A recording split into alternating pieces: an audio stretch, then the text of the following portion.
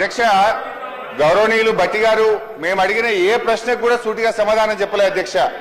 ఇప్పుడు మానవీయ కోణము అనేటువంటిది భట్టి గారి మాటల్లో కనబడుతుంది తప్ప చేతల్లో ఎక్కడ కనబడలేదు అధ్యక్ష. అధ్యక్ష మేము ఈరోజు సూటిగా 5 డిఏలు ఎప్పట్లోకి ఇస్తారు, పిఆర్సీ ఎప్పట్లోకి అమలు చేస్తారు, సిపిఎస్ ను ఎప్పట్లోకి అమలు చేస్తారని సూటిగా అడిగాం అధ్యక్ష. వారు ఎంతసేపు గత ప్రభుత్వం మీ గవర్నమెంట్ వచ్చి 2.5 ఏళ్ల తర్వాత కూడా ఇంకా గత ప్రభుత్వం మీదనే పడి ఏడుస్తారు అధ్యక్ష.